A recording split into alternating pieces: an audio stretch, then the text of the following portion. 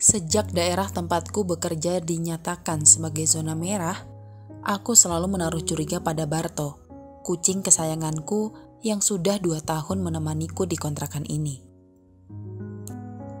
Ekornya yang meliuk panjang berparam bulu halus tebal yang berwarna kuning dan putih itu tak lagi memunculkan keindahan di mataku.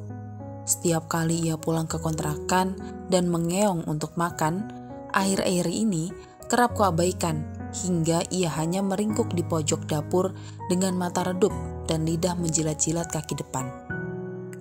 Aku baru memberinya makan bila ia ada di sana. Aku menjaga jarak dengan kucing yang sebelumnya selalu tidur bersamaku itu. Berkali-kali ia berusaha masuk ke kamar, tapi selalu kuusir hingga ia pergi sambil mengibaskan ekornya dengan gerak yang lemas. Seiring persebaran COVID-19 makin merebak, gerak Barto makin kubatasi. Memasuki bulan puasa, ia hanya kuperbolehkan pulang hingga di teras. Ia sering mengeong keras bermaksud hendak masuk sambil kesana kemari seperti memanggil-manggil namaku. Aku sekedar mengintip dari kaca jendela dan melemparinya makanan sekedarnya. Setauku, Barto punya banyak betina di sepanjang gang pepaya ini. Setiap kali keluar rumah, tentu ia akan bersentuhan dengan betinanya. Di antara betina-betina itu, bisa saja salah satunya milik orang yang positif COVID-19. Jika demikian, tubuh Barto sedang membawa virus mematikan itu. Aku tak ingin kucing itu menularkannya padaku. Sebab, jika itu terjadi, aku pasti sakit keras dan meninggal. Kalaupun tidak demikian, aku akan menularkan virus itu kepada yang lain, lebih-lebih kepada ibu yang berada non jauh di sana ketika nanti aku pulang kampung. Aku tak ingin hal itu terjadi. Maaf Barto, untuk sementara keadaan dunia sedang mengubah keakraban dan kebersamaan kita saat ini. Batinku di balik kaca jendela. Barto mengeong mondar-mandir di luar. Aku membayangkan malam lebaran di kampung. Ibu duduk di depan tungku, menyorong carahan kayu nyamplung kering hingga apinya berkobar. Membuat air dalam panci bergelagak, mengepulkan asap putih yang memumbung. Keringat ibu membutir di dahinya, menduga-duga 1 atau 2 jam lagi ketupat yang dimasaknya akan matang. Sedang di luar, langit kelam ditaburi pecahan cahaya kembang api dan jalanan berbedak. Sobekan kertas halus dari petasan yang meledak, asap bau potasium memenuhi pembauan. Aroma kue dan masakan dari dapur-dapur seolah berpapasan karib dan saling sapa dengan suara takbir dan tahmid yang melengking lembut dari speaker surau dan masjid-masjid. Biasanya, ibu akan mengingatkanku dengan tatap mata suram bahwa besok sesudah salat Id mesti berziarah ke makam ayah, membawa bunga, dupa, dan membaca Fatihah. Tahun ini tak mungkin. Aku menutup jendela, menjatuhkan tubuh di kasur, membenamkan wajah dalam impitan bantal-bantal, merasakan lelehan dingin di pipi, dan di kejauhan ada sosok ibu, seperti memanggil-manggil namaku dengan suara serak. Tiba-tiba suara Barto di dekat telinga. Aku sangat terkejut setelah memindah bantal dan membuka mata. Ternyata ia berada di samping kepalaku. Sontak aku berdiri dan mengibaskannya hingga ia sedikit terlempar keluar pintu. "Hus, virus!" Ibu mengabarkan semuanya melalui telepon bahwa dia sudah menyiapkan hal-hal yang berhubungan dengan Lebaran sejak tanggal 15 Ramadan. Kue tupas serat, baji, halwa, dan kue khas Madura lainnya yang menjadi kesukaanku telah dia kemas rapi dalam setoples karet bergambar pecahan kelopak bunga yang ibu beli atas permintaanku dulu ketika usiaku masih 5 tahun. Rumah sudah dia bersihkan dan bagian eksteriornya telah dicat ungu sesuai dengan permintaanku beberapa minggu sebelum puasa. Ibu menghabiskan separuh uang yang kukirimkan beberapa waktu lalu untuk membeli cat dan mengongkos tukang. Tak hanya itu, ibu juga sudah memesan rentengan petasan kepada Man Umar yang sejak dulu memang dikenal sebagai pedagang petasan paling bermutu di desaku. Ingatan ibu masih tajam bahwa aku gemar menyulut petasan pada malam lebaran atau seusai sholat Id di surau Kiai Hanif. Pokoknya kamu harus pulang. Semua kesukaanmu di hari lebaran sudah ibu siapkan dengan susah payah, Cong. Pinta ibu di ujung telepon dengan suara lembut yang diulang 2 kali. Aku menjelaskan dengan rinci kenapa lebaran tahun ini tidak bisa pulang. Ibu menyimak dengan baik semua penjelasanku. Tapi pada akhirnya tetap memaksaku untuk pulang. Ibu tidak tahu bahwa pandemi benar-benar ada, dan dia malah mengabarkan beberapa teman sepermainanku yang nekat mudik dengan sembunyi-sembunyi.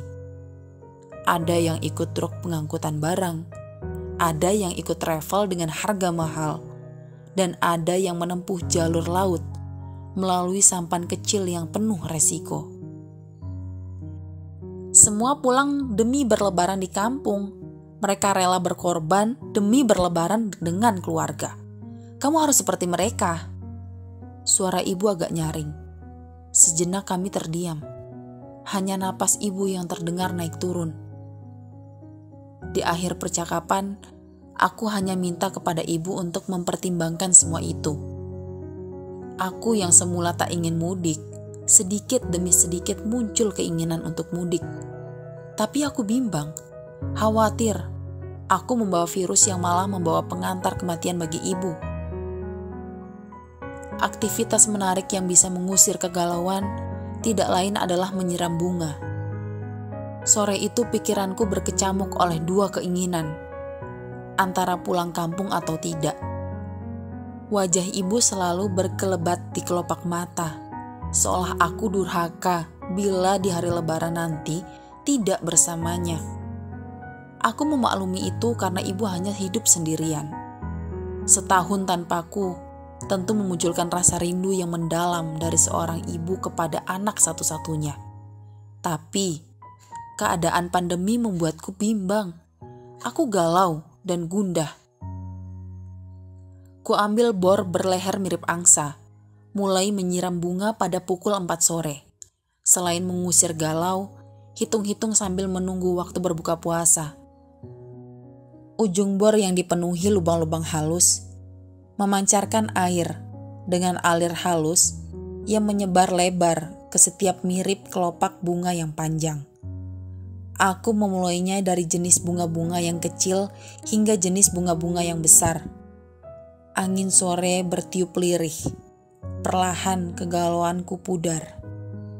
Ketika kali ke-6 aku menyalin air ke tabung bor, tanpa kuduga, Barto datang dan langsung menggesek betisku. Aku melompat terkejut, seraya melepas bor hingga jatuh ke tanah, menimpa sebagian bunga. "Huh, Barto!" bentakku seketika. Barto mengeong dan kembali berjalan menuju betisku dengan tatapan yang lembut, seperti memintaku agar menggendong tubuhnya. Seperti bulan-bulan lalu, ketika belum terjadi pandemi, aku berusaha menghindar, tapi ia mengejarku. "Pergi kau, Barto! Kau pasti membawa virus," kataku nyaring. Ia terus mengeong, berlari menyusuri rimbun bunga, hingga ia melompat keluar pagar di bagian timur. Ketika berbuka puasa, aku baru sadar, sudah 3 hari Barto tak kuberi makan. Mungkin tadi ia datang untuk mengisi perutnya yang keroncongan. Aku sedikit kasihan pada kucing itu. Saat kulihat keluar pagar, ternyata sudah tidak ada. Saat aku melangkah untuk mencari Barto ke arah gang pepaya, tiba-tiba ponsel berbunyi. Ada panggilan dari ibu. Saat ku terima, suara pertama yang kudengar adalah isak tangis.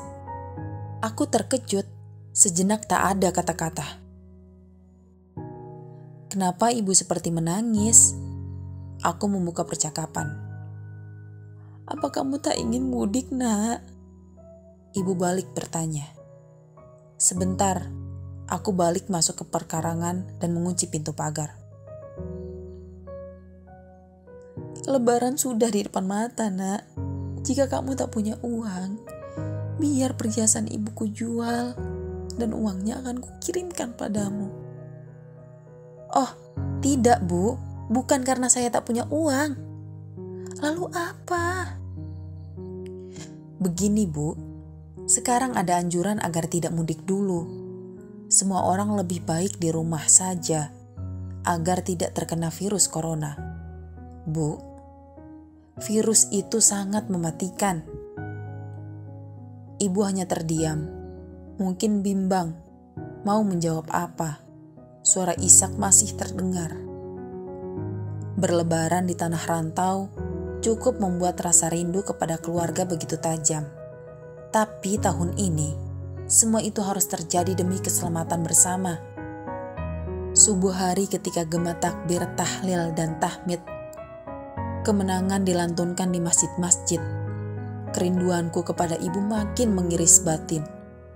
Tak terasa air mata berlinang. Segera ku panggil dia. Aku ingin mendengar suaranya di hari yang fitri ini. Setelah 3 kali panggilan, akhirnya baru diterima. Aku bisa meminta maaf padanya. Suara ibu serak dan lemas. Isak tangisnya kembali ku dengar. Ternyata ibu sedang sakit. Tapi meski dirinya sakit, ibu sudah menyiapkan ketupat kesukaanku sejak semalam. Saya kan tidak ada di situ.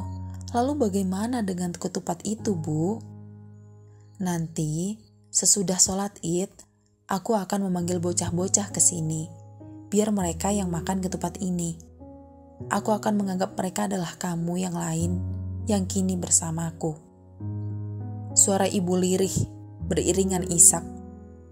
Tak terasa air mataku juga tumpah. Setelah puas kami berbincang, lalu teleponku matikan. Dadaku gundah karena teringat ibu.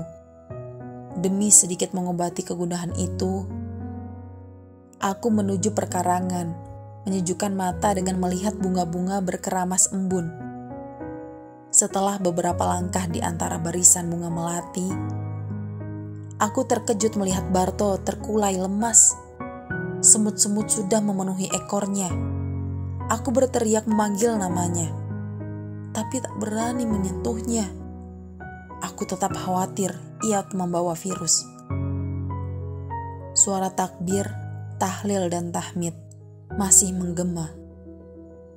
Aku bingung bagaimana harus meminta maaf pada kucing kesayanganku.